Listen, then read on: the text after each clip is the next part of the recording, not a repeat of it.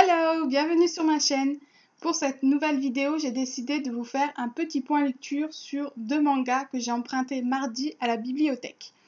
Donc il s'agit de Le Maître des livres de Umiharu Shinohara aux éditions Kumiku. Donc c'est le tome 1 et le tome 2.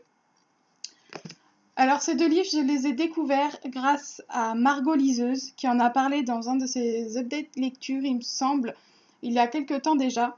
Alors ce que j'avais pu retenir de ces mangas à ce moment-là, c'est que ça parlait d'une bibliothèque. Par contre, je ne me souvenais plus du tout de l'histoire. Mais quand je suis arrivée à la bibliothèque et j'ai vu les mangas, je me suis dit que ça faisait très longtemps que j'en avais pas lu. Et du coup, c'est tout naturellement que je me suis dirigée vers le maître des livres. Pour l'histoire, il s'agit de Miko Shiba qui tient une petite bibliothèque pour enfants. Et donc en fait, il va y avoir plusieurs personnages qui vont interagir dans cette bibliothèque. Je suis en train de tout faire bouger. Et donc dans chaque chapitre, on va découvrir une partie de l'histoire d'un des personnages, et cela grâce à un livre de la bibliothèque, en fait, tout simplement. Pour mon point de vue, le tome 1, j'ai lu les 3 premiers chapitres, il me semble. Oui, j'ai lu les 3 premiers chapitres, et je me suis dit, ouais, c'était pas vraiment à ça que je m'attendais. Je sais pas à quoi je m'attendais, mais pas vraiment à ça.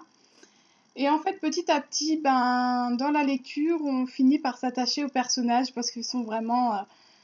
ils ont chacun leur personnalité, leur caractère, et c'est vraiment super, super sympa. Donc vraiment, on s'attache aux personnages et on a envie de découvrir finalement leur histoire et aussi de découvrir quel livre est lié à leur histoire. Donc c'est vraiment super sympa. Pour le point négatif, j'aurais aimé un peu de couleur dans ce manga parce que comme on peut le voir là sur la couverture, voilà, y a une petite nuance de couleur que j'aime vraiment beaucoup. Et en fait, quand on ouvre, eh bien, tout est en noir et blanc. Donc j'aurais aimé peut-être un petit peu de couleur dans ce manga parce que vraiment, je pense que une bibliothèque, ça a beaucoup de couleurs et j'aurais aimé en fait tout simplement retrouver ces couleurs dans le bouquin.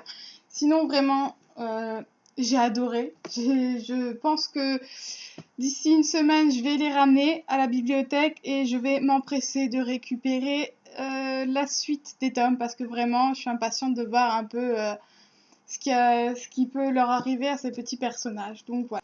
Sur ce, je vous souhaite une bonne après-midi et j'espère que cette vidéo vous a plu, que vous allez continuer à me suivre et je vous dis à bientôt!